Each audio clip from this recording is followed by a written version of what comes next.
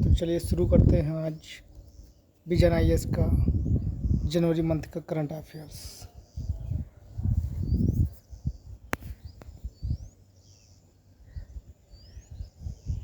Monthly समसामयिकी। चलिए शुरू करते हैं। तो सबसे पहले हम देखेंगे पॉलिटी एंड गवर्नेंस, राज्य व्यवस्था एवं शासन का करंट अफेयर्स। टॉपिक नंबर 1 है राज्य व्यवस्था एवं शासन में। टॉपिक 1 है सहकारिता, कोऑपरेटिव्स के बारे में देखेंगे दोस्तों। क्या है कोऑपरेटिव्स? भारत के गृह मंत्री और सहकारिता मंत्री तथा प्रधानमंत्री ने संयुक्त राष्ट्र अंतर्राष्ट्रीय सहकारी वर्ष 2025 का उद्घाटन किया। अंतर्राष्ट्रीय सहकारी वर्ष 2025 के बारे में जानेंगे। इसकी घोषणा जून 2024 में संयुक्त राष्ट्र महासभा द्वारा की गई। इसकी थीम है सहकारी समितियां एक बेहतर विश्व का निर्माण करती हैं। इसका उद्देश्य क्या है? जागरूकता बढ़ाना, सतत विकास में शहरी समितियों की भूमिका को प्रदर्शित करना, विकास को बढ़ावा देना, सहकारिता पर आधारित इकोसिस्टम को मजबूत करना, नीतियों का समर्थन करना, सहकारी समिति संस्थाओं के लिए कानूनी और नीतिगत सुधारों का समर्थन करना, नेतृत्व को प्रेरित करना, युवाओं को शामिल करना और सहकारी नेतृत्व को बढ़ावा देना। आयोजक हैं सहकारी संस्थाओं के प्रचार और बढ़ावा देने हेतु समिति। फिर सहकारी समितियां हैं क्या, तो इसके बारे में जानेंगे। परिभाषा देखते हैं इसकी। एक सहकारी समिति समान आवश्यकताओं वाले व्यक्तियों का एक स्वैच्छिक समूह है जो साझा आर्थिक लक्ष्यों को प्राप्त करने के लिए एकजुट होते हैं। इसके उद्देश्य क्या है? स्वयं सहायता और पारस्परिक सहायता के माध्यम से समाज के गरीब वर्गों के हितों पर ध्यान केंद्रित करते हुए सदस्यों का समर्थन करना। संसाधन साझा करना, सदस्य संसाधनों को एकत्रित करते हैं और पारस्परिक लाभ के लिए उनका प्रभावी ढंग से उपयोग करते हैं। सहकारी आंदोलन, सहकारी समितियों का वैश्विक उदय आंशिक रूप से अंतर्राष्ट्रीय सहकारी गठबंधन के कार्यों के कारण हुआ। इंटरनेशनल कोऑपरेशन अलायंस की स्थापना 1895 में ईवी नील और एडवर्ड ओवेन ग्रीनिंग ने की थी। यह एक वैश्विक गैर सरकारी संगठन है, NGO है, जो श्रमिक सहयोग को बढ़ावा देता है। नवंबर 2024 में भारत ने पहली बार ICA के वैश्विक सहकारिता सम्मेलन की मेजबानी की थी। इस सम्मेलन की थीम थी सहकारिता सभी के लिए समृद्धि का निर्माण करती है। यह थीम भारत की सहकार से समृद्धि दृष्टिकोण के अनुरूप थी। अब इसके थोड़ा हाईलाइट देखते हैं सहकारिता के 7 सिद्धांतों को। फर्स्ट है लोकतांत्रिक रूप से सदस्यों का नियंत्रण। सेकंड है सदस्यों की आर्थिक भागीदारी। थर्ड स्वायत्तता और स्वतंत्रता। शिक्षा, प्रशिक्षण और सूचना। नेक्स्ट है सहकारी संस्थाओं के बीच सहयोग। फिर नेक्स्ट है समुदाय के हित में सोचना। नेक्स्ट है स्वैच्छिक व खुली सदस्यता। चलिए अब भारत में सहकारी समितियों के बारे में देखते हैं कैसे उत्पत्ति होती है। तो उत्पत्ति के बारे में पढ़ेंगे। भारत में सहकारिता कोऑपरेटिव क्रेडिट सोसाइटीज़ एक्ट 1904 यानी कि 1904 के साथ शुरू हुई थी। वर्तमान स्थिति क्या है इसकी देखते हैं। भारत में विश्व की 27% सहकारी समितियां हैं। 20% भारतीय नागरिक सहकारी समितियों का हिस्सा हैं। हालांकि वैश्विक औसत केवल 12% है। शीर्ष 3 सहकारी क्षेत्रक हैं आवास, डेयरी और प्राथमिक कृषि ऋण समितियां।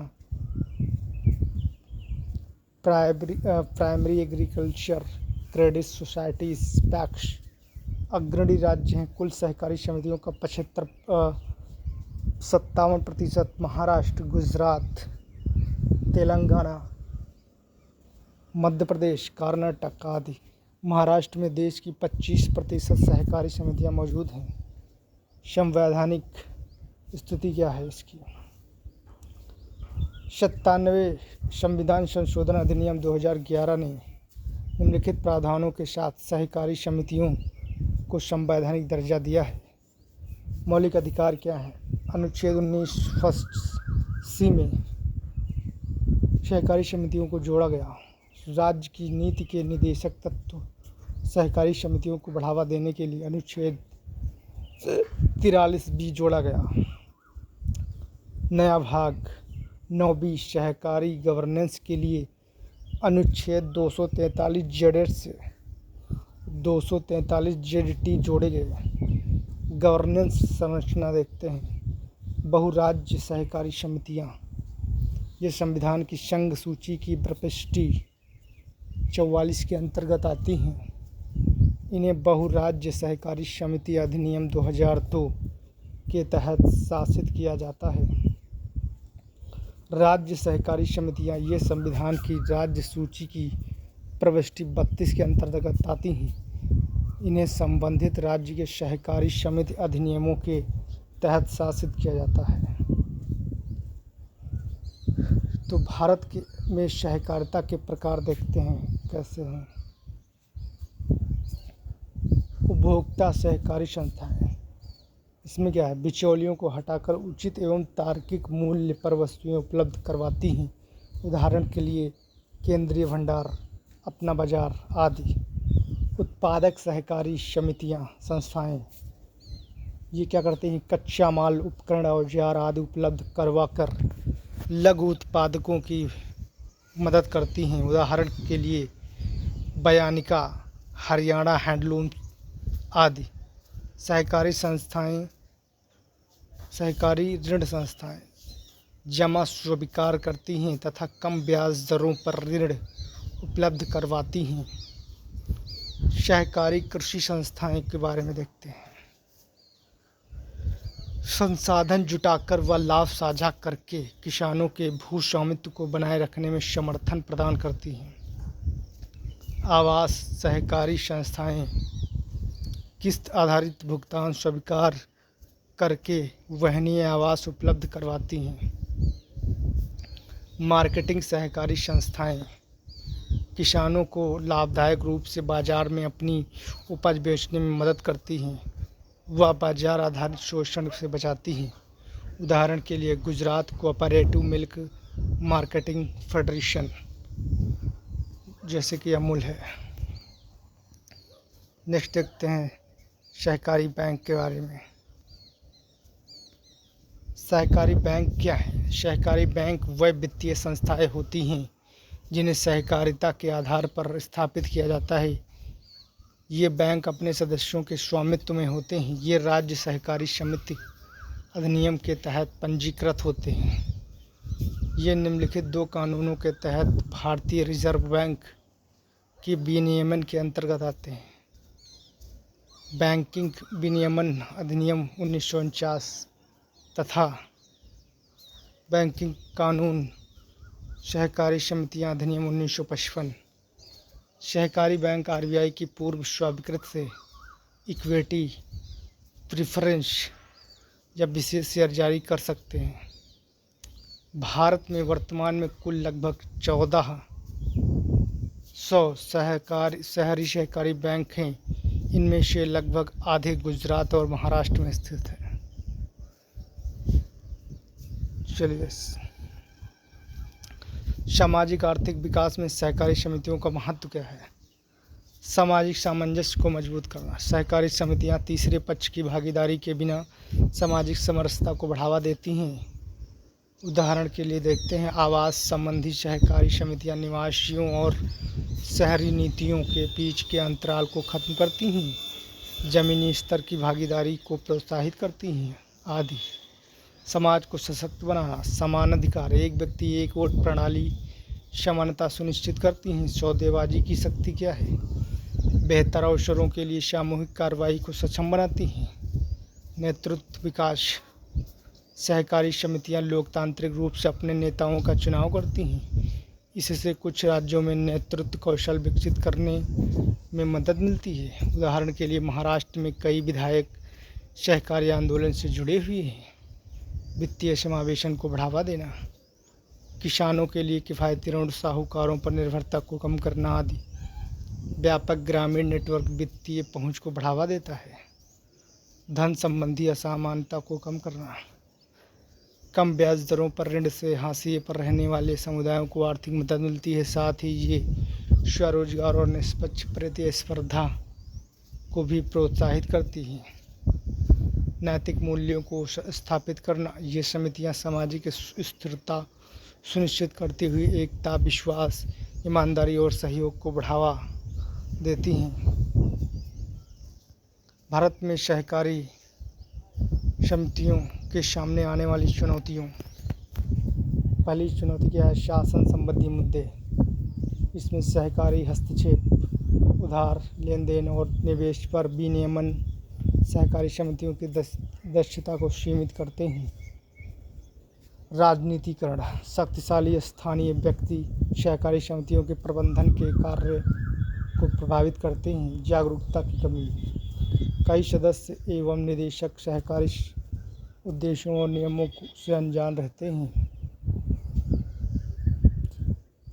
आंतरिक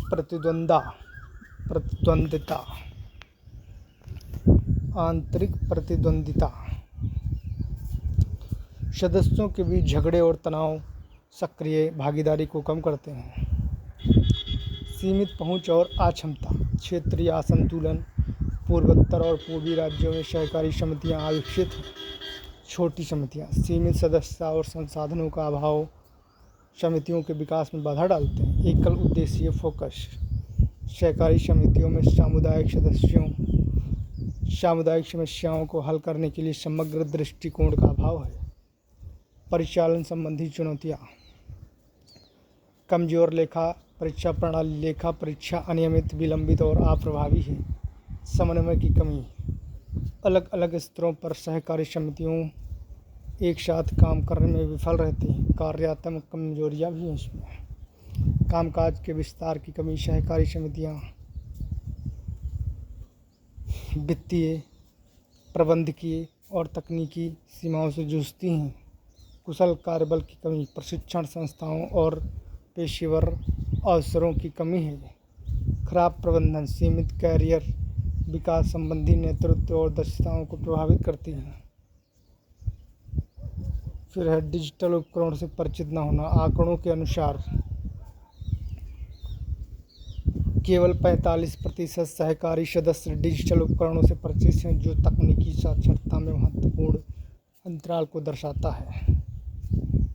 फिर आप देखते हैं भारत में सहकारी समितियों को मजबूत करने के लिए क्या पहले की गई हैं।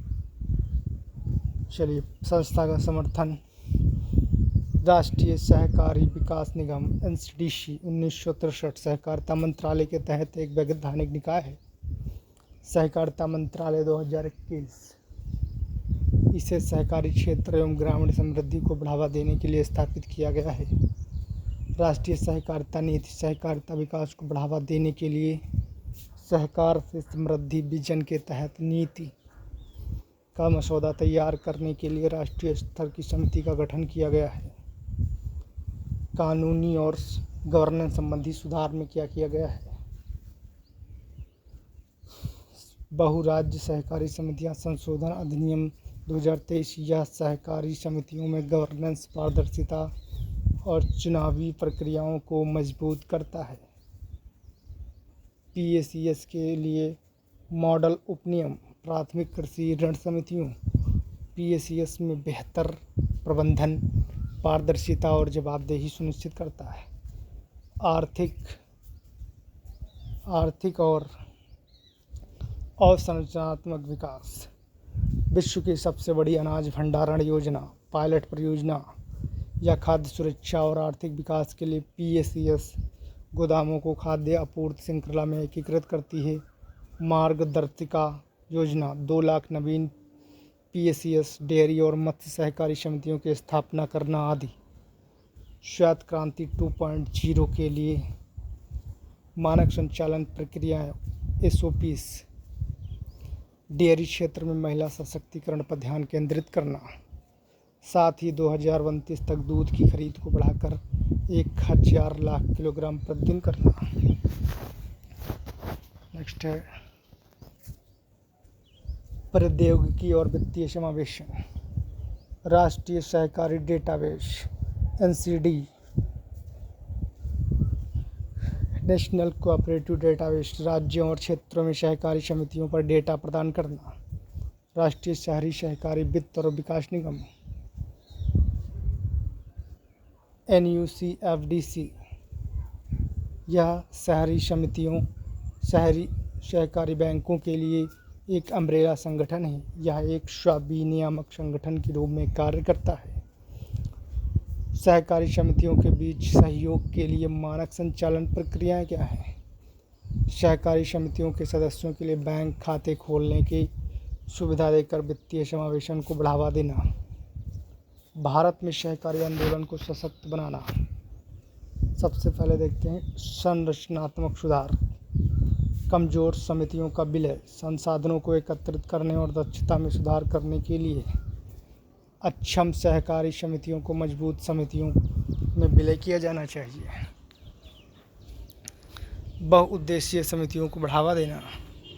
ये समितियां सदस्यों की कई आवश्यकताओं को पूरा करती हैं। इससे संतुलित और समग्र विकास सुनिश्चित होगा। परिचालन दक्षता में सुधार। सहकारी समितियों को अपने मूल व्यवसाय और वित्तीय प्रबंधन में पेशेवर प्रबंधकों की आवश्यकता है। ऋणों को सरल बनाना। यह सुनिश्चित करना चाहिए कि ऋणों का उपयोग उत्पादक रूप से किया जाए और उन्हें समय पर चुकाया जाए। समन्वय को बढ़ाना।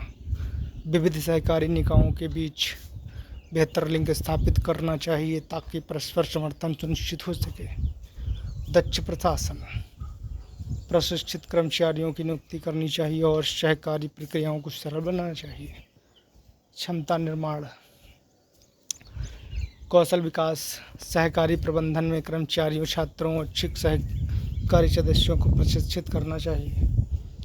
डिजिटलीकरण, पारदर्शिता एवं दक्षता बढ़ाने के लिए गवर्नेंस, बैंकिंग और व्यावसायिक संचालन के लिए डिजिटल उपकरणों को लागू करना चाहिए। जन जागरूकता और शिक्षा।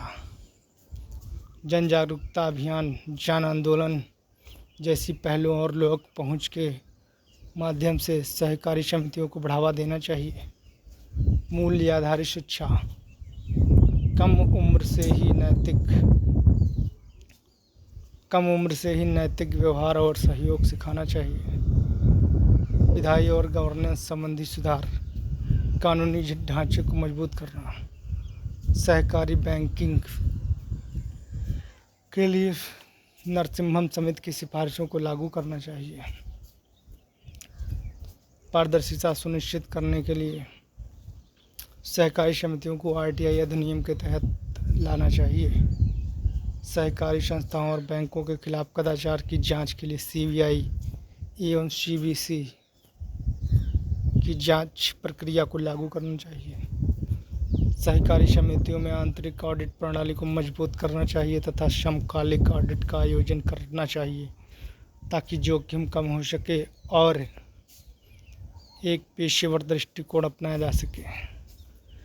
नाबार्ड ग्रामीण सहकारी बैंकों के लिए सहकारी गवर्नेंस सूचकांक CGI विकसित करने की दिशा में काम कर रहा है ताकि गवर्नेंस संबंधी मानकों का आकलन और सुधार किया जा सके।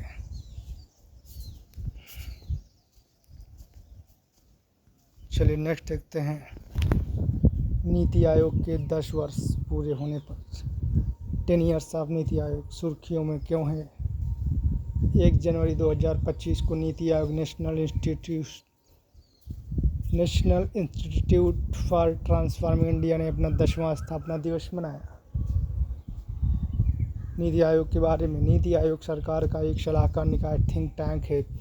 इसे केंद्रीय मंत्रिमंडल के एक संकल्प के तहत पूर्ववर्ती योजना आयोग के स्थान पर स्थापित किया गया है। यह न तो संवैधानिक और न ही सांविधिक निकाय है। इसे मुख्य रूप से 2 तरह के काम सौंपे गए हैं। फर्स्ट है देश में सतत विकास लक्ष्यों SDG सस्टेनेबल डेवलपमेंट गोल्स को अपनाने एवं उन्हें हासिल करने की दिशा में किए जाने वाले प्रयासों की निगरानी करना तथा राज्यों एवं केंद्र शासित लक्ष्य प्रदेशों के बीच प्रतिस्पर्धात्मक और सहकारी संघवाद को बढ़ावा देना। नीति आयोग की संरचना। अध्यक्ष भारत का प्रधानमंत्री, सभी राज्यों और विधानसभा वाले केंद्र शासित प्रदेशों के मुख्यमंत्री CM, अन्य केंद्र शासित प्रदेशों के उपराज्यपाल। नीति आयोग के पदेन सदस्य में इसमें प्रधानमंत्री द्वारा नामित केंद्रीय मंत्रिपरिषद के अधिकतम 4 सदस्य शामिल हैं। नीति आयोग का उपाध्यक्ष प्रधानमंत्री द्वारा नियुक्त किया जाता है। नीति आयोग के पूर्णकालिक सदस्य भी होते हैं। इसमें विशेष आमंत्रित सदस्य भी होते हैं। विशेष आमंत्रित सदस्य में प्रधानमंत्री द्वारा नामित प्रासंगिक विषय क्षेत्र के विशेषज्ञ, एक्सपर्ट और संबंधित क्षेत्र के प्रख्यात व्यक्ति शामिल हैं। क्षेत्रीय परिषदें ये एक निर्दिष्ट अवधि के लिए गठित की जाती हैं। इनका काम एक से अधिक राज्य या किसी एक क्षेत्र को प्रभावित करने वाली विशिष्ट समस्याओं और आपात स्थितियों या आकस्मिकताओं का समाधान करना है। इनकी बैठकें प्रधानमंत्री द्वारा आयोजित की जाती हैं। इनमें संबंधित क्षेत्र के राज्यों के मुख्यमंत्री और केंद्र शासित प्रदेशों के उपराज्यपाल शामिल होते हैं। मुख्य कार्यकारी अधिकारी CEO, इस पद पर भारत सरकार के सचिव रैंक के अधिकारी को प्रधानमंत्री द्वारा नियुक्त किया जाता है। CEO को एक निश्चित कार्यकाल के लिए नियुक्त किया जाता है। मुख्य उद्देश्य क्या है? ग्राम स्तर पर विश्वसनीय योजनाओं का निर्माण करना और उन कमज़ोर वर्गों पर विशेष ध्यान देना जिन्हें आर्थिक प्रगति से पर्याप्त लाभ न मिलने का जोखिम रहता है। आर्थिक रणनीति एवं नीति निर्माण में राष्ट्रीय सुरक्षा हितों का समावेश करना। ज्ञान, नवाचार और उद्यमशीलता के समर्थन देने वाली प्रणाली का विकास करना। विभिन्न क्षेत्रों और विभागों के बीच मुद्दों के समाधान के लिए एक प्लेटफॉर्म के रूप में कार्य करना। अन्य विशेषताएं क्या हैं? इससे विकास, निगरानी एवं मूल्यांकन संगठन DMEO, अटल नवाचार मिशन AIM और राष्ट्रीय श्रम अर्थशास्त्र अनुसंधान एवं विकास संस्थान NILERD जैसी संलग्न एवं स्वायत्त निकायों द्वारा समर्थन प्राप्त है।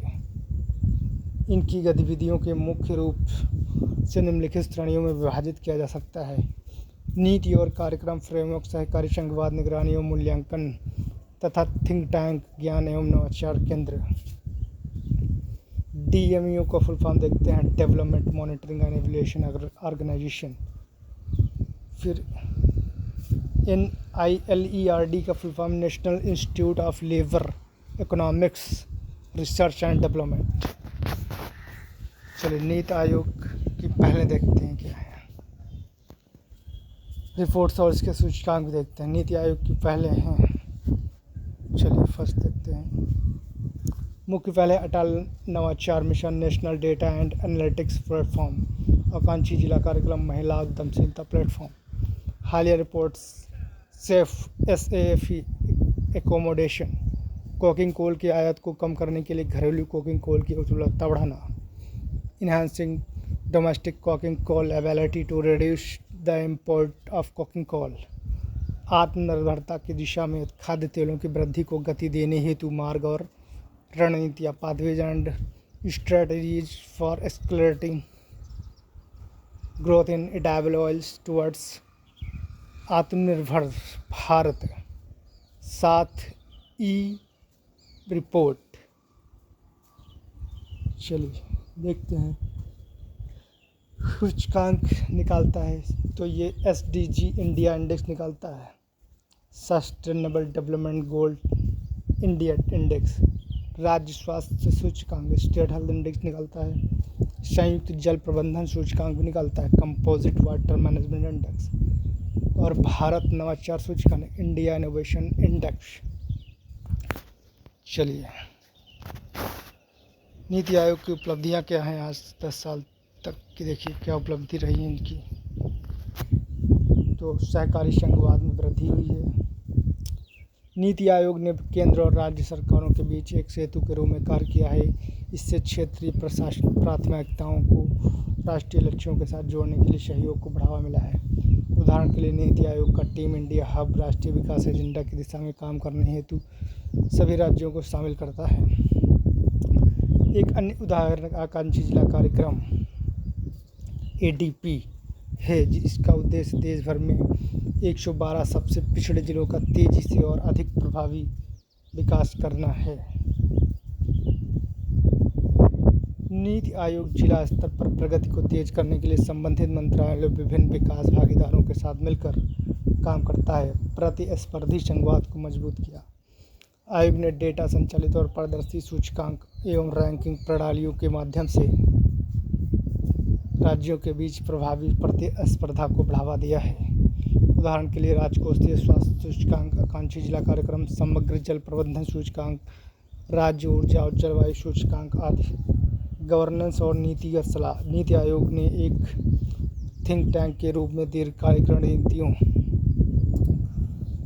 रणनीतिक नीतियों पर सलाह दी है। साथ ही पूर्ववर्ती योजना आयोग की वित्तीय आवंटन केंद्रित नीति हटकर विकेंद्रीकृत शासन दृष्टिकोण को बढ़ावा दिया है। उदाहरण के लिए इससे बेहतर गवर्नेंस और नीतिगत कार्यान्वयन के लिए स्टेट इंस्टीट्यूशन ऑफ ट्रांसफॉर्मेशन की स्थापना में कई राज्यों की सहायता की है। चलिए नेक्स्ट देखते हैं क्या है इसमें। नवाचार, उद्यमशीलता और डिजिटल परिवर्तन को बढ़ावा दिया। नीति आयोग ने नवाचार, उद्यमशीलता और डिजिटल परिवर्तन को प्रोत्साहित करने के लिए अनेक पहले शुरू की हैं, जैसे अटल इनोवेशन मिशन, अटल टिंकरिंग लैब्स, अटल इंक्यूबेशन सेंटर आदि। नॉलेज एवं innovation hub, national data and analytics platform NDFP, digital भुगतान के लिए रोड मैप आदि। क्षेत्रीय और अंतर क्षेत्रीय सामाजिक हस्तक्षेप।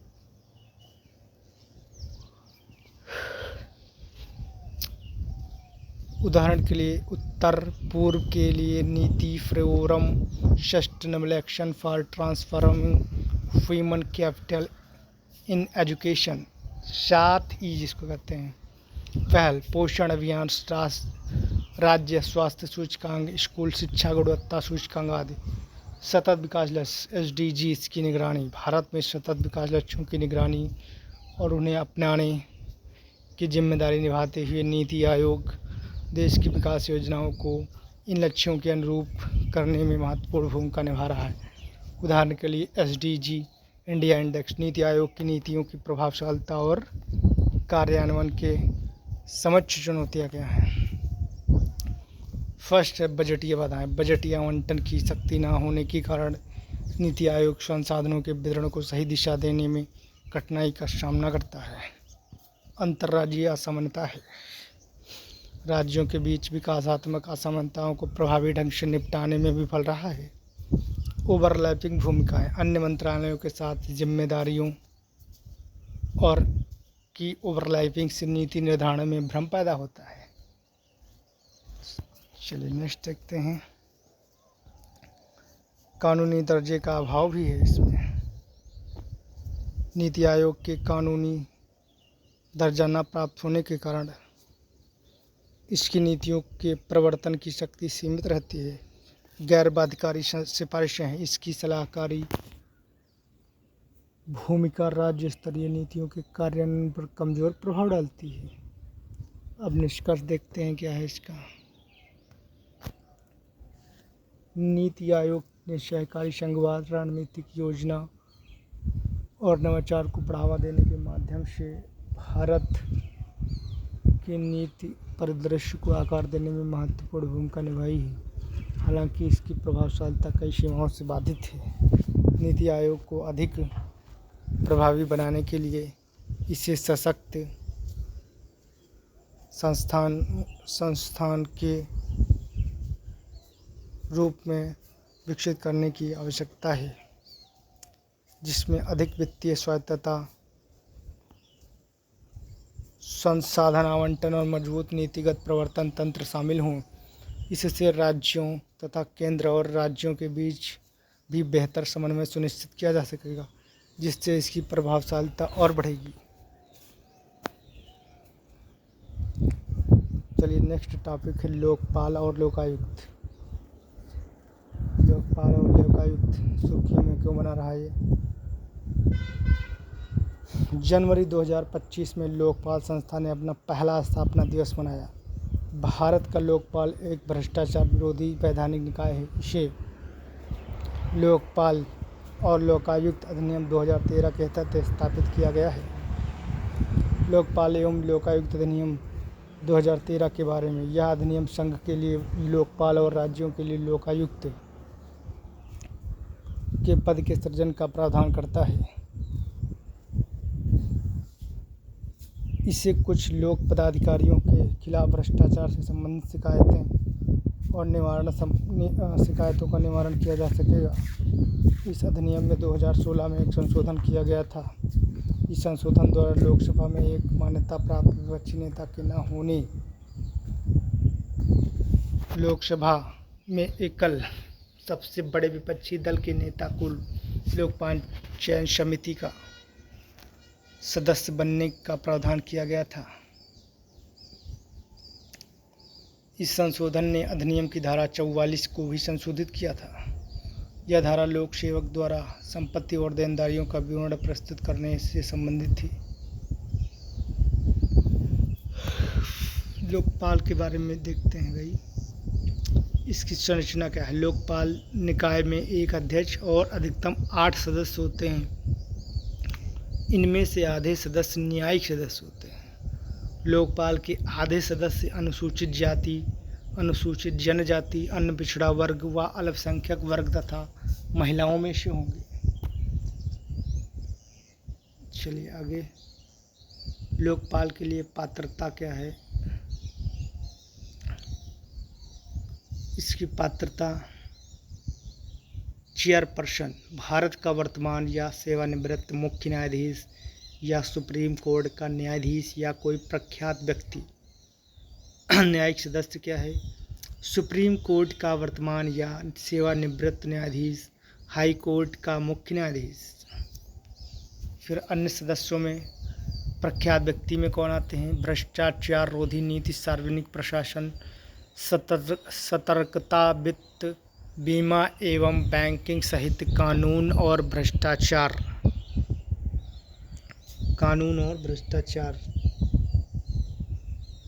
कानून और प्रबंधन आदि से संबंधित मामलों में कम से कम 25 वर्षों का अनुभव और विशेष ज्ञान रखने वाला व्यक्ति हो। सदस्य बनने के लिए अयोग्य व्यक्ति हैं कौन से, 45 वर्ष से कम आयु का व्यक्ति, नैतिक भ्रष्टाचार सहित किसी भी अपराध के लिए दोषी ठहराया गया व्यक्ति। फिर है ऐसा व्यक्ति जो किसी लाभ या विश्वास के पद पर हो या किसी राजनीतिक दल से जुड़ा हो आदि। संसद या राज्य या केंद्र शासित प्रदेश की विधायिका या किसी पंचायत या नगर पालिका का सदस्य।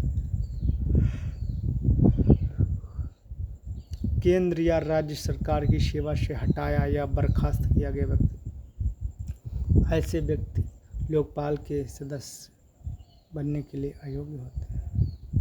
कार्यकाल देखते हैं क्या होता है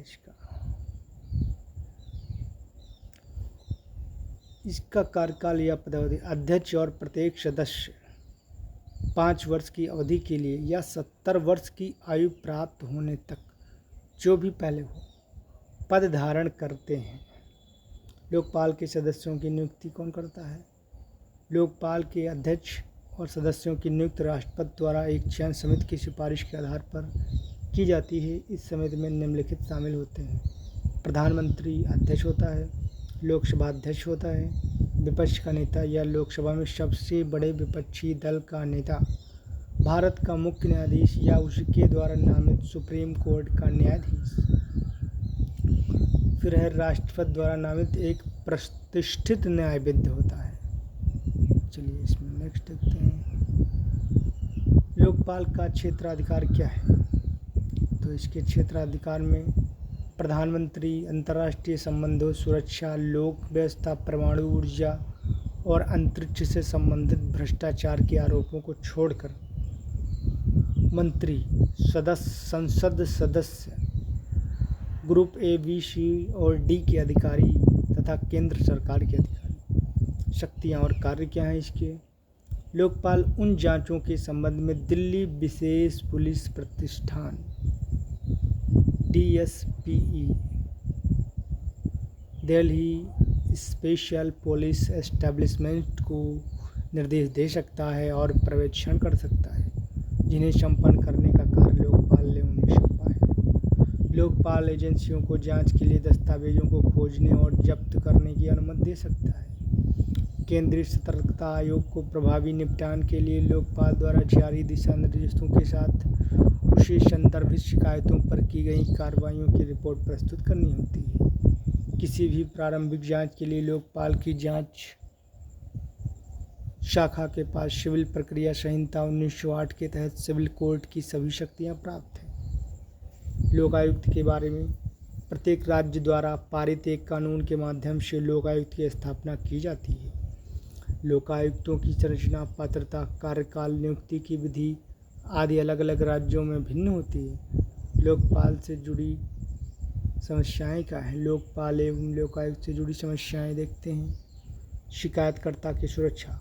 लोकपाल और लोकायुक्त अधिनियम 2013 विशेल ब्लोवर्स, भ्रष्टाचार की सूचना देने वाला व्यक्ति को पर्याप्त सुरक्षा प्रदान करने में विफल रहा है। ऐसे मामलों में जहां आरोपी निर्दोष पाया जाता है, उस स्थिति में शिकायतकर्ता के खिलाफ जांच शुरू करने का प्रावधान लोगों को शिकायत दर्ज कराने से हतोत्साहित करता है। अपील के लिए अपर्याप्त प्रावधान है।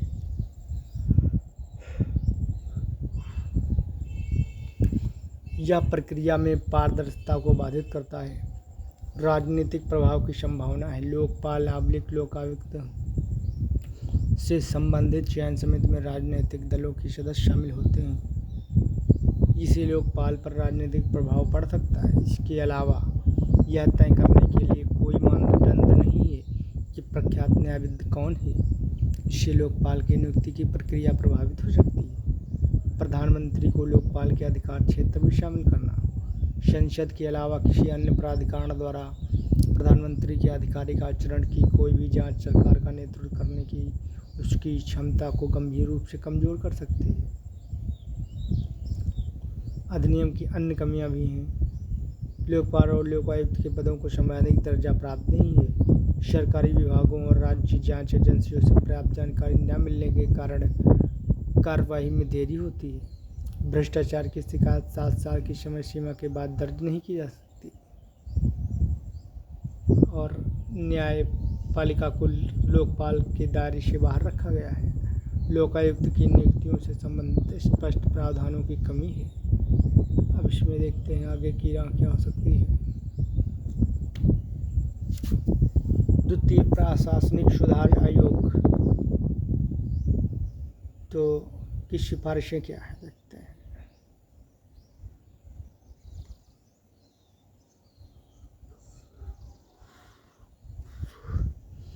प्रधानमंत्री को लोकपाल के दायरे से बाहर रखा जाना चाहिए। संसद के अलावा किसी अन्य प्राधिकरण द्वारा प्रधानमंत्री के आधिकारिक आचरण की कोई भी जांच सरकार का नेतृत्व करने की प्रधानमंत्री की क्षमता को गंभीर रूप से कमजोर कर देगी। संवैधानिक दर्जा और वित्तीय स्वायत्तता प्रदान करने से लोकपाल का कार्य बेहतर हो सकता है।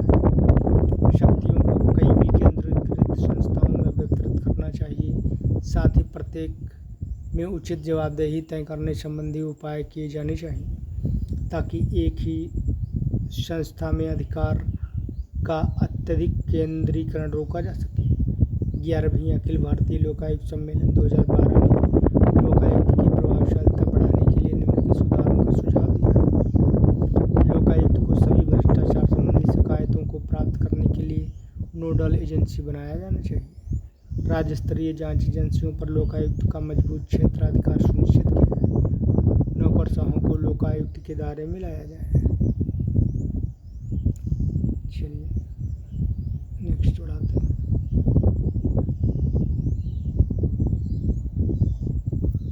तलाशी और जब्ती की शक्तियाँ प्रदान की जाएँ। साथ ही अवमानना की कार्रवाई शुरू करने का अधिकार सुनिश्चित किया जाए। लोकायुक्त को प्रशासनिक और वित्तीय स्वायत्तता दी जाए जिससे उसकी कार्यप्रणाली बेहतर हो सके। सरकार से निधि प्राप्त करने वाले गैर सरकारी संगठनों एनजीओज को लोकायुक्त के अधिकार क्षेत्र में लाया जाए। अब निष्कर्ष क्या है वही देखते हैं। जैसा कि पब्लियस कोमेलियस टेकिटस ने कहा था, जितना भ्रष्ट राज्य होगा उतने ही अधिक कानून बनाए जाएंगे। इस संदर्भ में किसी देश को और अधिक नए कानून बनाने की बजाय मौजूदा कानूनों के प्रभावी क्रियान्वयन को सुनिश्चित करने की आवश्यकता होती है। अब नेक्स्ट देखते हैं टॉपिक भारतीय निर्वाचन आयोग, election commission of India (ECI). ये सुर्खियों में क्यों रहा? भारतीय निर्वाचन आयोग ECI ने अपनी स्थापना के 75वें वर्ष का जश्न मनाया।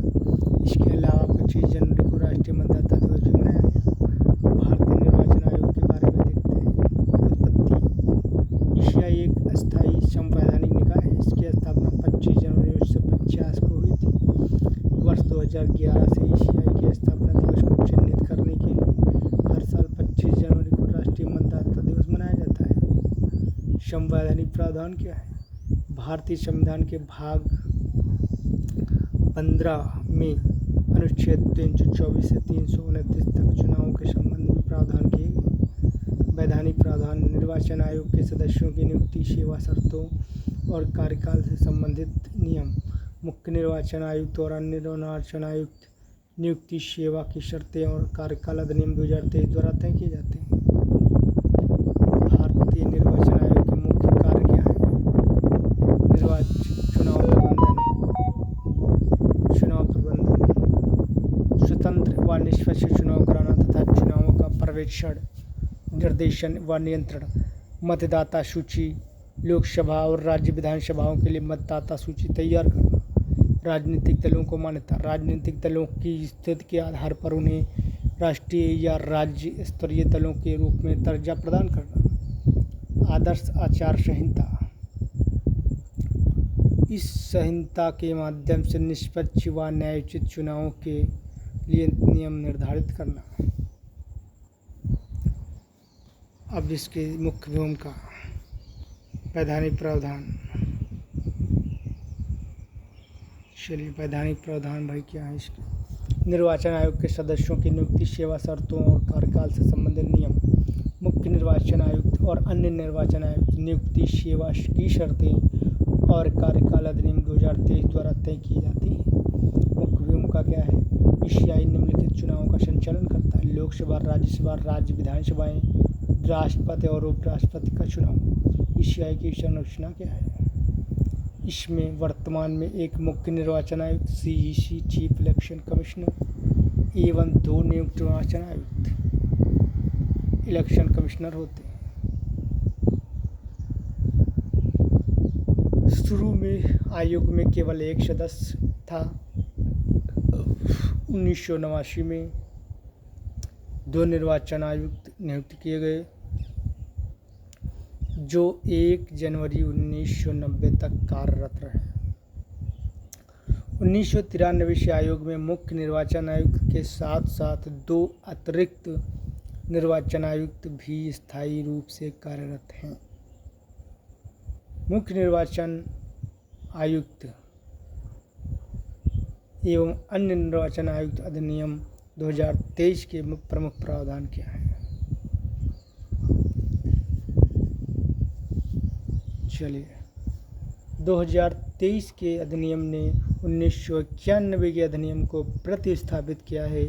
इसमें ECI को अधिक स्वायत्तता प्रदान की गई है, जैसे योग्यता का निर्धारण, नियुक्ति प्रक्रिया में सुधार, कार्यकाल की सुरक्षा आदि। विशिष्टता और विवरण: योग्यता: CEC या EC के लिए योग्य व्यक्ति वह व्यक्ति जो भारत सरकार के सचिव के समकक्ष पद पर हो या रह चुका हो, ईमानदारी के साथ साथ चुनावों के प्रबंधन और संचालन का अनुभव होना चाहिए। खोज समिति, सर्च कमेटी। संरचना में कानून और न्याय मंत्री की अध्यक्षता में खोज समिति का गठन किया जाता है। साथ ही समिति में 2 सदस्य सचिव या इससे उच्च पद के अधिकारी भी होते हैं। कार्य चयन के लिए 5 उम्मीदवारों की सूची तैयार करना। चयन समिति है सिलेक्ट कमेटी में संरचना प्रधानमंत्री अध्यक्ष, लोकसभा में विपक्ष का नेता सदस्य, प्रधानमंत्री द्वारा नामित एक केंद्रीय मंत्री सदस्य होता है। कार्य सीईसी और ईसी के पद पर नियुक्ति के लिए राष्ट्रपति को योग्य उम्मीदवारों की सिफारिश करना। सीईसी और ईसी का कार्यकाल 6 वर्ष या 65 वर्ष की आयु तक जो भी पहले हो। यदि किसी ईसी को सीईसी बनाया जाता है तो भी उसका संयुक्त कार्यकाल 6 वर्ष से अधिक नहीं हो सकता। पुनः नियुक्ति अनुमत नहीं। सीईसी और ईसी का वेतन आदि। वेतन सुप्रीम कोर्ट के न्यायाधीश के बराबर होता है। त्यागपत्र और निष्कासन। त्यागपत्र सीईसी या ईसी राष्ट्रपति को लिखित रूप से अपना त्यागपत्र दे सकते हैं। निष्कासन, चलिए निष्कासन देखते हैं इसका। सीईसी सुप्रीम कोर्ट के न्यायाधीश की तरह हटाए जा सकते हैं और ईसी इलेक्शन कमिश्नर्स। हटाने के लिए सीईसी की सिफारिश आवश्यक है। इलेक्शन कमिश्नर ईसीई, सीईसी और ईसी को कानूनी संरक्षण। सीईसी और ईसी को आधिकारिक क्षमता में किए गए कृत्यों या बोले गए शब्दों के लिए नागरिक या आपराधिक कार्यवाही से सुरक्षा प्राप्त है। ईसीआई के समझ चुनौतियाँ भी हैं, देखते हैं कौन सी चुनौतियाँ हैं।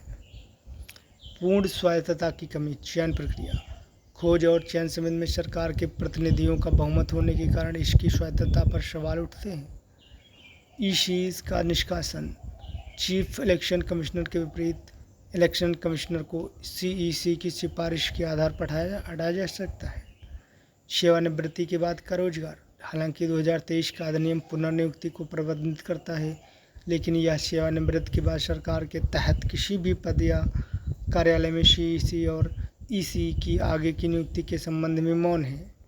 स्वतंत्र कर्मचारियों की कमी। ईसीआई अपने स्वयं के कार्यबल की बजाय सरकारी कर्मचारियों पर निर्भर है। इससे ईसीआई की स्वायत्तता प्रभावित होती है।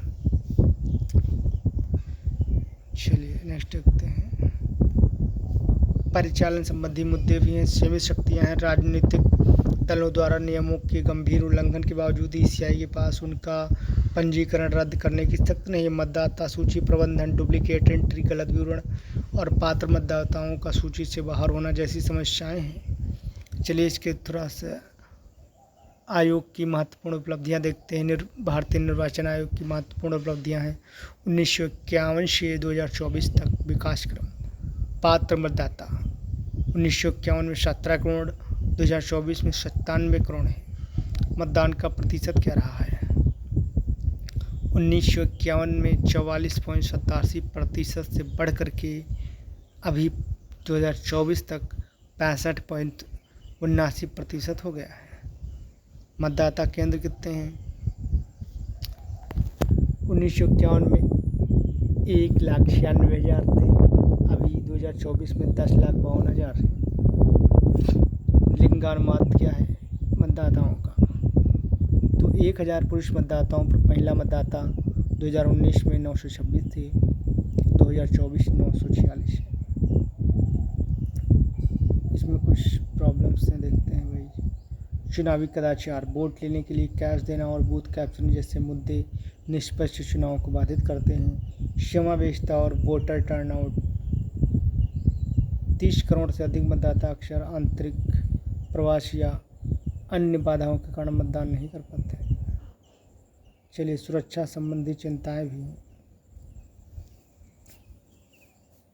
राजनीतिक रूप से संवेदनशील क्षेत्रों में मतदाताओं, उम्मीदवारों और अधिकारियों की सुरक्षा एक गंभीर चुनौती है।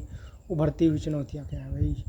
सोशल मीडिया और गलत सूचना। स्वतंत्र और निष्पक्ष चुनाव सुनिश्चित करने के लिए फेक न्यूज कैंपेन और एआई जनित डीप फेक से निपटना एक महत्वपूर्ण चिंता का विषय बन गया। ईसीआई की प्रमुख पहले क्या है?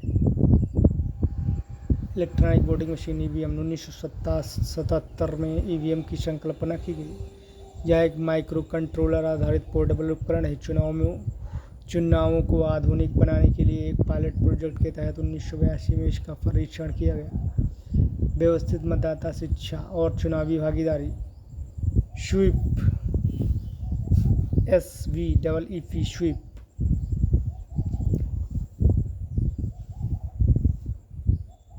यह कार्यक्रम मतदाता शिक्षा, जागरूकता और साक्षरता को बढ़ावा देने के लिए 2009 में शुरू हुआ था। सी विजिल ऐप 2018, यह नागरिकों को आदर्श आचार संहिता के उल्लंघन की रिपोर्ट करने के लिए 2018 में शुरू किया गया। Voter verified paper audit trial की शुरुआत इसे 2013 में शुरू किया गया। यह चुनाव में पारदर्शिता बढ़ावा देने वाली सत्यापन योग्य पेपर ट्रेल मशीन है। यह मतदाताओं को यह सुनिश्चित करने का अवसर देती है कि उनका वोट सही तरीके से दर्ज हुआ है। राष्ट्रीय मतदाता सूची शुद्धिकरण और प्रमाणीकरण कार्यक्रम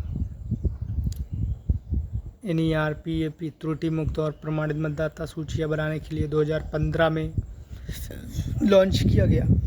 अंतर्राष्ट्रीय सहयोग ECI association of world collection bodies AWEB, staff home और एवं कॉमनवेल्थ इलेक्टोरल नेटवर्क CN का संस्थापक सदस्य है। ECI के कामकाज को बेहतर बनाने के लिए आगे की राह क्या है? स्वायत्तता को सुनिश्चित करना है। पारदर्शी तरीके से नियुक्ति। सुप्रीम कोर्ट के 2023 के फैसले अनूप बरनवाल बनाम भारत संघवाद का पालन करना चाहिए। इस निर्णय के तहत CEC और ECS की नियुक्ति के लिए कॉलेजियम प्रणाली विकसित करने की वकालत की गई, जब तक कि संसद ऐसी नियुक्तियों के लिए एक नया कानून नहीं बना देती। यह फैसला 2023 के अधिनियम के लागू होने के बाद सुनाया गया। प्रस्तावित कॉलेजियम में प्रधानमंत्री, लोकसभा में विपक्ष के नेता और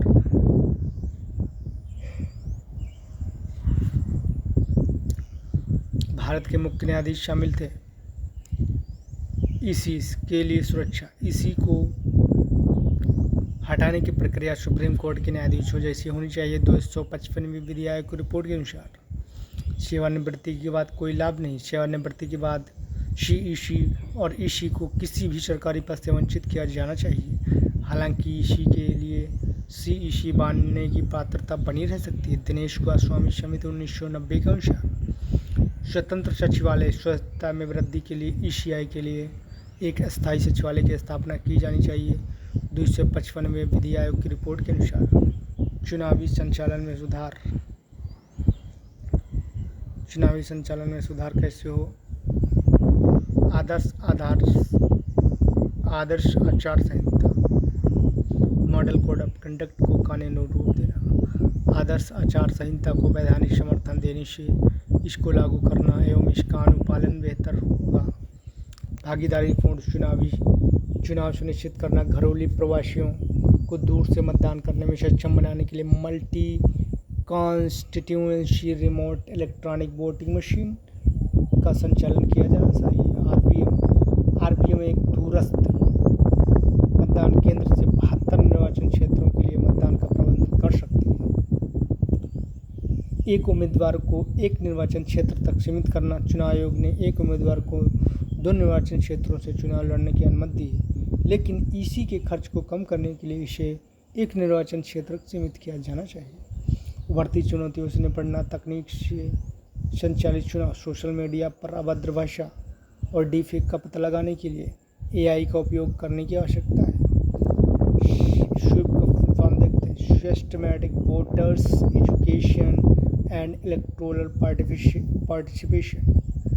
फिर है national electoral roll purification and authentication programme. फर्जी मतदान को रोकना। कैसे रोकेंगे?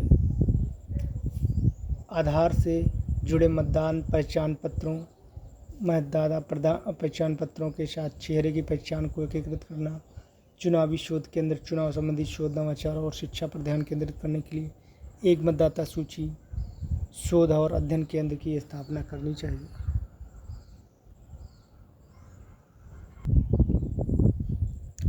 चलिए नेक्स्ट है इंटरनेट शटडाउन। इंटरनेट शटडाउन में क्या है भाई? सुर्खी में क्यों रहा ये? चलिए देखते हैं। सॉफ्टवेयर फ्रीडम लॉ सेंटर द्वारा प्रबंधित किए जाने वाले इंटरनेट शटडाउन ट्रैकर के आंकड़ों के अनुसार भारत में 2024 में 60 बार मोबाइल इंटरनेट शटडाउन हुआ। यह आंकड़ा पिछले 8 वर्षों में सबसे कम है। अन्य संबंधित तथ्य क्या हैं? इंटरनेट शटडाउन ट्रैकर के अनुसार 2024 में मणिपुर और जम्मू कश्मीर में कम इंटरनेट शटडाउन लगाए जाने के कारण इस आंकड़े में कमी आई है। 2023 में यह संख्या 96 थी। भारत में इंटरनेट शटडाउन के प्रावधान क्या हैं? चलिए देखते हैं। दंड प्रक्रिया संहिता CRPC की 1973 2017 तक इंटरनेट शटडाउन मुख्य रूप से पूर्ववर्ती CRPC की धारा 144 भारतीय नागरिक सुरक्षा संहिता की धारा 163 के तहत लागू किए जाते थे। CRPC की धारा 144 में जिला मजिस्ट्रेट को गैर कानूनी सभा को रोकने और किसी भी व्यक्ति को निश्चित गतिविधि से दूर रहने का निर्देश देने की शक्तियां प्रदान की गई थी। भारतीय टेलीग्राफ अधिनियम 1885 2017 में संशोधित है। यह दूरसंचार सेवाओं के अस्थायी निलंबन, सार्वजनिक आपातकाल और सार्वजनिक सुरक्षा 2017 नियमों के तहत 15 दिनों तक इंटरनेट बंद करने की अनुमति देता है। शटडाउन के लिए आधार क्या होना चाहिए? इस तरह के शटडाउन आदेश पब्लिक इमरजेंसी या सार्वजनिक सुरक्षा के आधार पर जारी किए जा सकते हैं। हालांकि इस अधिनियम या नियम के तहत पब्लिक इमरजेंसी और सार्वजनिक सुरक्षा को परिभाषित नहीं किया गया है।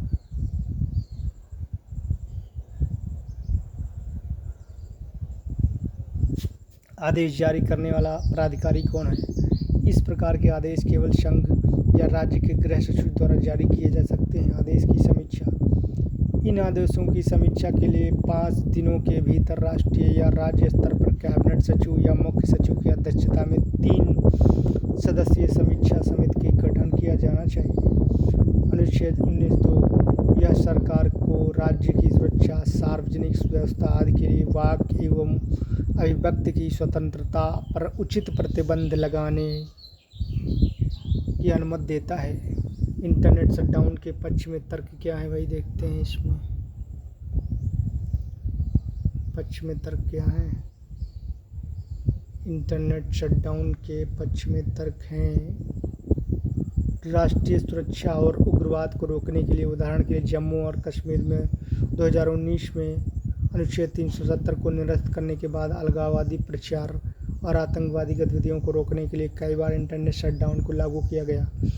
सांप्रदायिक हिंसा और निर्जातीय संघर्षों पर रोक लगाना। उदाहरण के लिए 2023 में निर्जातीय संघर्षों के बाद मणिपुर में आगे की हिंसा को रोकने के लिए इंटरनेट सेवाओं को निलंबित कर दिया गया था। इसी प्रकार वर्ष 2023 में हरियाणा के कुछ हिस्सों में हुई सांप्रदायिक हिंसा की घटनाओं के प्रतिक्रिया स्वरूप राज्य के कुछ जिलों में शटडाउन लागू किया गया है। गलत सूचना, हेड स्पीच और फेक न्यूज़ पर रोक लगाना। उदाहरण के लिए 2020 में दिल्ली में हुए दंगों के दौरान सोशल मीडिया पर गलत सूचना और हेड स्पीच के प्रसार को रोकने के लिए प्रभावित क्षेत्रों में शटडाउन इंटरनेट लगाया गया था। चलिए इसमें इंटरनेट के अधिकार के संरक्षण से संबंधित महत्वपूर्ण न्यायिक निर्णय क्या है?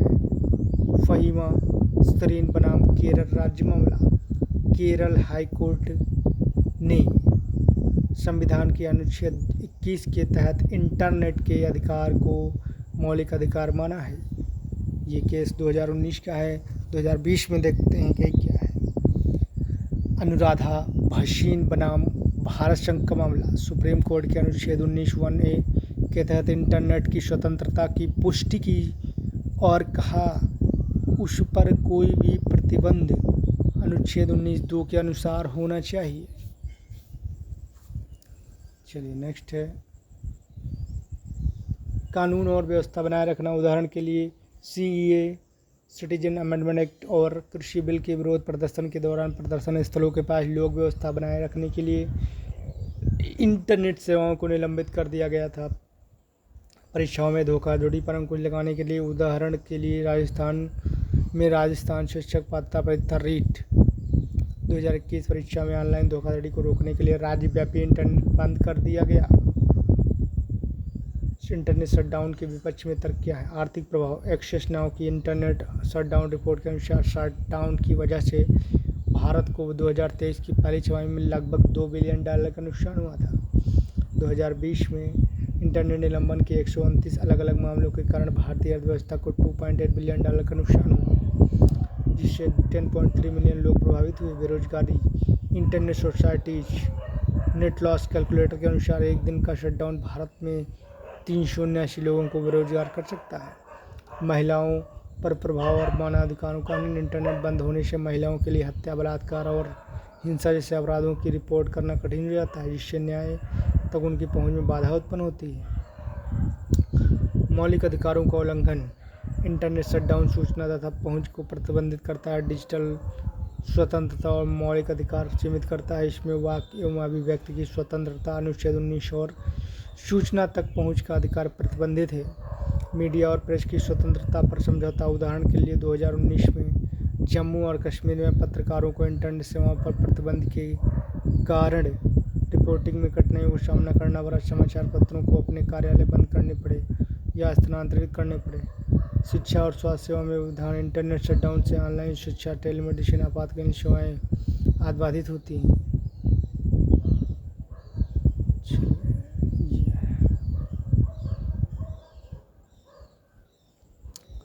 संचार और सूचना प्रौद्योगिकी पर संसदीय स्थायी समिति की सिफारिशें। रिपोर्ट। दूरसंचार सेवाओं या इंटरनेट का निलंबन और इसका प्रभाव। 2021 सर्वोत्तम वैश्विक पद्धतियों का अपनाना। दूरसंचार विभाग को अन्य लोकतांत्रिक देशों में इंटरनेट शटडाउन नियमों का विश्लेषण करने के लिए एक अध्ययन करना चाहिए। साथ ही भारत के विशिष्ट संदर्भ के अनुरूप सर्वोत्तम और वैश्विक पद्धतियों को अपनाना चाहिए। निलंबन के आधार। इंटरनेट सेवाओं के निलंबन के आधार से संबंधित परिभाषित मापदंडों को संहिताबद्ध करना चाहिए। इंटरनेट शटडाउन की आवश्यकता को तय करने के लिए भी मानदंडों को निर्धारित किया जाना चाहिए। अनुपातिकता का सिद्धांत। दूरसंचार विभाग को गृह मंत्रालय के साथ समन्वय में अनुपातिकता के स्पष्ट सिद्धांत और शटडाउन हटाने की प्रक्रिया निर्धारित करनी चाहिए, ताकि इसे अनिश्चित काल तक बढ़ाया ना जा सके। समावेशी समीक्षा समिति। सेवानिवृत्ति न्यायाधीशों, सार्वजनिक सदस्यों आदि को शामिल करके 3 सदस्यीय समीक्षा समिति को अधिक समावेशी बनाना चाहिए। सेवाओं पर चुनिंदा प्रतिबंध। दूरसंचार विभाग को संपूर्ण इंटरनेट प्रतिबंध लगाने के बजाय न्यूनतम जन असुविधा सुनिश्चित करने और गलत सूचना पर नियंत्रण के लिए कुछ सेवाओं के उपयोग पर सीमित प्रतिबंध लगाने की नीति तैयार करनी चाहिए। इंटरनेट शटडाउन की प्रभावशीलता। सार्वजनिक सुरक्षा और आपात स्थितियों से निपटने में इंटरनेट शटडाउन के प्रभाव और उसकी प्रभावशीलता का मूल्यांकन दूरसंचार विभाग और गृह मंत्रालय द्वारा किया जाना चाहिए। चलिए अब इनके शॉर्ट न्यूज़ देखते हैं। संक्षिप्त सुर्खियाँ। News in shorts. न्याय तक पहुँच का अधिकार निरपेक्ष एब्सोल्यूट नहीं है। सुप्रीम कोर्ट ने कहा है right to access to justice not absolute. Supreme court द्वारा कहा गया है। हाल ही में सुप्रीम कोर्ट ने माना कि न्याय प्राप्ति के लिए अदालत की शरण लेने का अधिकार हमारे लोकतंत्र की आधारशिला है। हालांकि यह अधिकार निरपेक्ष नहीं है, इसलिए इस आधार का प्रयोग जिम्मेदारी से किया जाना चाहिए। इसी आधार पर सुप्रीम कोर्ट ने एक याचिकाकर्ता द्वारा कई निराधार मुकदमे दायर करने के लिए जुर्माना लगाया और कहा कि ऐसे मुकदमे न्यायिक व्यवस्था को पर बोझ डालते हैं। निराधार मुकदमे फ्राइवोलिश लिटिगेशन ये ऐसे मुकदमे होते हैं जिनमें कानून या तथ्य के मामले में कोई तर्कपूर्ण आधार नहीं होता। इनका उद्देश्य किसी को परेशान करना अथवा न्यायिक प्रक्रिया में देरी या व्यवधान उत्पन्न करना होता है। गौरतलब है कि सुप्रीम कोर्ट ने इस मुद्दे को सुब्रत राय सहारा बनाम भारत संघ 2014, तलीब सिंह बनाम उत्तर प्रदेश राज्य 2010 और केसी थारकन बनाम भारतीय स्टेट बैंक और अन्य 2023 जैसे मामले में उठाया। न्याय तक पहुँच को सुनिश्चित करने हेतु तो अनिवार्य घटक क्या है? न्याय निर्णय तंत्र होना चाहिए, कोर्ट अधिकरण, फिर एक्सेसिबिलिटी सुलभता, पदानुक्रम, कोर्ट कम दूरी पर होना चाहिए, वहनीय न्याय व्यवस्था होनी चाहिए, कम खर्चीली, गरीबों के लिए सहायता, तीव्र न्याय व्यवस्था, शीघ्र सुनवाई, प्रभावी प्रक्रियाएं होनी चाहिए। फिर न्याय तक पहुंच का अधिकार के बारे में। अर्थ या विधि के शासन का एक बुनियादी सिद्धांत है। यह सिद्धांत पीड़ित लोगों को औपचारिक या अनौपचारिक न्यायिक संस्थाओं के माध्यम से अपनी शिकायतों का समाधान प्राप्त करने में सक्षम बनाता है। सुप्रीम कोर्ट ने अनिता कुशवाहा बनाम पुष्पा सूदन 2016 मामले में निर्णय दिया कि न्याय तक पहुंच का अधिकार अनुच्छेद 14 के तहत समानता का अधिकार और अनुच्छेद 21 के तहत प्राण और दैहिक स्वतंत्रता का अधिकार के तहत एक मौलिक अधिकार है। न्याय तक पहुंच के अधिकार से संबंधित अन्य प्रावधान क्या है? संवैधानिक प्रावधान। संविधान की प्रस्तावना में सामाजिक, आर्थिक और राजनीतिक न्याय का उल्लेख है। राज्य की नीति के निर्देशक तत्वों में अनुच्छेद 39A के तहत राज्य को समाज के गरीब और कमजोर वर्गों को निःशुल्क कानूनी सहायता उपलब्ध कराने का निर्देश दिया गया है। मौलिक अधिकारों के हनन की स्थिति में अनुच्छेद 32 के तहत संवैधानिक उपचार पाने के तरीकों का उल्लेख है। इसी तरह संविधान का अनुच्छेद 226 उच्च न्यायालयों को मौलिक अधिकारों के प्रवर्तन और संरक्षण के लिए रिट जारी करने की शक्ति प्रदान करता है। जनहित याचिका PIL, इसके तहत लोकस स्टैंडी के नियम को उदार बनाया गया है। इससे अब केवल प्रभावित व्यक्ति ही नहीं बल्कि जनहित में कार्य करने वाले व्यक्ति या संगठन भी किसी अन्य व्यक्ति के अधिकारों के प्रवर्तन के लिए याचिका दायर कर सकेंगे। वैकल्पिक विवाद निवारण तंत्र क्या है? ADR या कम खर्चे में और कम औपचारिक प्रक्रिया द्वारा शिकायत के समाधान का माध्यम है। फिर नेक्स्ट है designing innovative solutions for holistic access to justice. Disha D for designing, I for innovative, S for solutions, for H for holistic, A for access to justice। Disha scheme क्या है? हाल ही में दिशा योजना के तहत हमारा संविधान हमारा स्वाभिमान अभियान आयोजित किया गया। इसे भारत के संविधान को अपनाए जाने की 75वीं वर्षगांठ और भारत के एक गणराज्य के रूप में स्थापना के उपलक्ष्य में आयोजित किया गया। दिशा योजना के बारे में क्या है? दिशा से आशय है designing innovative solutions for holistic access to justice. शुरुआत इस योजना की शुरुआत 2021 में विधि और न्याय मंत्रालय के न्याय विभाग ने की थी। इसे 5 वर्ष की अवधि 2021 से 26 के लिए शुरू किया गया। उद्देश्य क्या? भारतीय संविधान की प्रस्तावना तथा अनुच्छेद 39 के 14 और 21 के प्रधान ग्रंथों में भारत के लोगों को न्याय दिलाना सुनिश्चित करना। अन्य उद्देश्य क्या? योजना टेलीला प्रो बोनो लीगल सर्विसेज, न्याय बंधु तथा कानूनी साक्षरता और कानूनी जागरूकता के लाभों को अधिक लोगों तक बेहतर तरीके से पहुंचाती है। नेक्स्ट है जेल सुधार और सेवा अधिनियम में संशोधन, amendment to prison manual and correctional service act. गृह मंत्रालय मॉडल जेल मैनुअल 2016 के नियमों और आदर्श जेल एवं सुधार सेवा अधिनियम 2023 में संशोधन किया। इसका उद्देश्य देश भर की जेलों में जाति आधारित भेदभाव एवं वर्गीकरण को समाप्त करना है। ये संशोधन सुकन्या शांता बनाम भारत संघ और अन्य मामले में कैदियों के बीच जाति आधारित भेदभाव उन्मूलन पर सुप्रीम कोर्ट के आदेश के अनुपालन में किए गए हैं। सुप्रीम कोर्ट ने यह भी निर्देश दिया है कि जेल मैनुअल में आतंक अपराधियों का उल्लेख संबंधित राज्य के आतंक आपराधिक कानून में दी गई परिभाषाओं के अनुसार होना चाहिए। आतंक अपराधी वह व्यक्ति होते हैं जिन्हें अलग अलग अपराधों के लिए 5 वर्षों के भीतर कई बार दोषी ठहराया जाता है और सज़ा सुनाई जाती है। इसके अलावा अपील या समीक्षा पर भी उनकी सज़ा को कम या ख़त्म नहीं किया जाता। भारत में जेल के बारे में देखते हैं।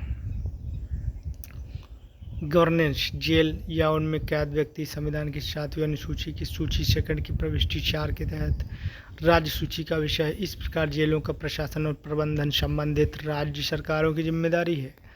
कानूनी फ्रेमवर्क क्या है भाई? जेल का प्रशासन और प्रबंधन जेल अधिनियम 1894 तथा संबंधित राज्य सरकारों के जेल मैनुअल द्वारा किया जाता है। सुधार क्या है भाई इसमें करना? केंद्रीय गृह मंत्रालय ने मॉडल जेल अधिनियम 2023 तैयार किया है। यह ब्रिटिश कालीन कानूनों में सुधार के लिए राज्यों होती है मार्गदर्शक दस्तावेज के रूप में कार्य करता है। किए गए मुख्य संशोधनों पर एक नज़र देखते हैं। भाई नज़र डालते हैं क्या है इसमें। जेल प्राधिकारी शक्ति से यह सुनिश्चित करेंगे कि कैदियों के साथ उनकी जात के आधार पर भेदभाव, वर्गीकरण या अलगाव नहीं किया जाए। इसमें जेल के भीतर कर्तव्यों या काम का आवंटन भी शामिल। जात के आधार पर भेदभाव, संविधान के अनुच्छेद 14 कानून के समझ समानता, अनुच्छेद 15 भेदभाव का निषेध, अनुच्छेद 17 अस्पृश्यता का उन्मूलन आदि के तहत निषेध है। हाथ से मैला उठाने वाले कर्मियों के नियोजन का प्रतिषेध और उनका पुनर्वास अधिनियम 2013 के प्रावधान जेल एवं सुधार संस्थानों पर बाध्यकारी प्रभाव डालेंगे। जेल के अंदर हाथ से मैला उठाने या सीवर या सेप्टिक टैंक की मैनुअल रूप से खतरनाक तरीके से सफाई की अनुमति नहीं दी जाएगी। चलिए नेक्स्ट क्या है भाई। विलय का सिद्धांत, डॉक्ट्राइन ऑफ मर्जर।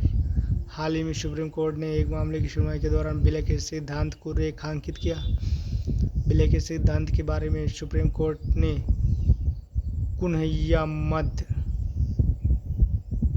बनाम केरल राज्य 2000 मामले में इस सिद्धांत की व्याख्या की थी। क्या है भाई इसमें। इस सिद्धांत के अनुसार एक समय में एक ही विषय पर एक से अधिक डिक्री या आदेश लागू नहीं हो सकते। इसलिए जब तक एक उच्चतर न्यायालय किसी अधीनस्थ अदालत के आदेश, डिक्री या निर्देश को रद्द, संशोधित या पुष्टि करते हुए निपटारा करता है तो निचली अदालत के आदेश का अस्तित्व समाप्त हो जाता है और वह उच्चतर न्यायालय के आदेश को समाहित हो जाता है। चलिए नेक्स्ट है ये सीबीआई। चलिए सीबीआई के बारे में देखते हैं भाई क्या हाल चाल है। स्टेट कंसेंट फॉर सीबीआई के लिए राज्य की सहमति। सुप्रीम कोर्ट ने कहा कि सीबीआई को किसी राज्य में कार्यरत किसी केंद्रीय सरकारी कर्मचारी के खिलाफ भ्रष्टाचार निवारण अधिनियम जैसे केंद्रीय कानून के तहत मामला दर्ज करने के लिए राज्य सरकार की मंजूरी की आवश्यकता नहीं है। इसने आंध्र प्रदेश हाई कोर्ट के उस मामले को पलट दिया, इस फैसले को पलट दिया जिसमें राज्य की सहमति न मिलने के कारण केंद्रीय कर्मचारियों के खिलाफ केस को खारिज कर दिया गया है।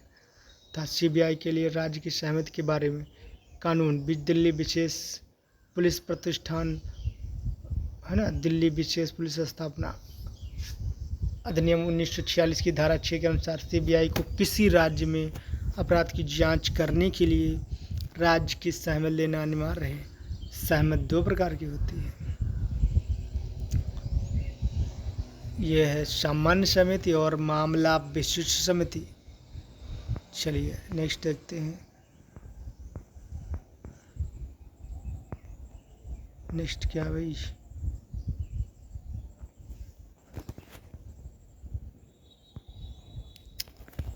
चलिए देखते हैं। पंचायत से पार्लियामेंट 2.0। लोकसभा अध्यक्ष श्री ओम बिरला ने पंचायत से पार्लियामेंट 2.0 का उद्घाटन किया। पंचायत से पार्लियामेंट 2.0 के बारे में इससे राष्ट्रीय महिला आयोग और लोकसभा सचिवालय द्वारा जनजातीय कार्य मंत्रालय के सहयोग से आयोजित किया गया है। इसका उद्देश्य पंचायती राज संस्थाओं से अनुसूचित जनजातियों के निर्वाचित महिला प्रतिनिधियों को सशक्त बनाना है, साथ ही उन्हें संवैधानिक प्रावधानों, संसदीय प्रक्रियाओं और शासन प्रणाली की जानकारी देकर प्रभावी नेतृत्व के लिए प्रेरित भी करना है। विकसित कर्मयोगी पहल। विकसित पंचायत कर्मयोगी इनिशिएटिव। हाल ही में केंद्रीय कार्मिक, लोक शिकायत और पेंशन मंत्रालय ने सुशासन दिवस पर विकसित पंचायत कर्मयोगी पहल शुरू की। गौरतलब है कि पूर्व प्रधानमंत्री श्री अटल बिहारी वाजपेयी की जयंती के उपलक्ष्य में प्रत्येक वर्ष 25 दिसंबर को सुशासन दिवस मनाया जाता है।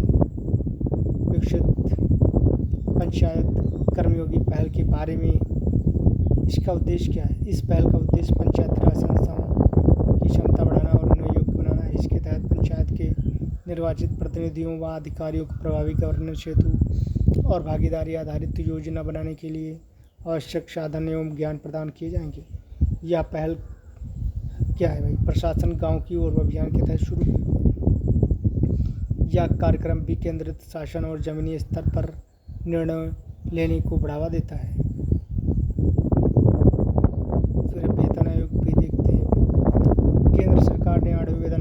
गठन को मंजूरी दी है। वेतन आयोग के बारे में गठन कौन करता है? केंद्र सरकार। 1947 से अब तक 7 वेतन आयोग गठित किए जा चुके हैं। 7वें वेतन आयोग की सिफारिशें 2016 में लागू हुई थी। इसका कार्यकाल 2026 में पूरा होने वाला है। 7वें वेतन आयोग के अध्यक्ष न्यायमूर्ति अशोक कुमार माथुर थे। महत्व क्या है इसकी? सिफारिशें सरकारी कर्मचारियों के वेतन, ग्रेड, भत्ते और अन्य लाभ निर्धारित करने में महत्वपूर्ण भूमिका निभाती है। Edelman trust barometer. विश्व आर्थिक मंच वर्ल्ड इकोनॉमिक फोरम की वार्षिक बैठक शुरू होने से पहले वार्षिक एडलमैन ट्रस्ट बैरोमीटर जारी किया गया। इसे एडलमैन ट्रस्ट द्वारा जारी किया गया। यह सर्वेक्षण 28 देशों में किया गया। यह सरकार, मीडिया, व्यवसाय और एनजीओ, गैर सरकारी संगठन जैसे समाज के सभी हितधारकों पर लोगों के विश्वास, ट्रस्ट के प्रभाव का अध्ययन करता है। सर्वेक्षण के मुख्य बिंदु पर एक नज़र डालते हैं।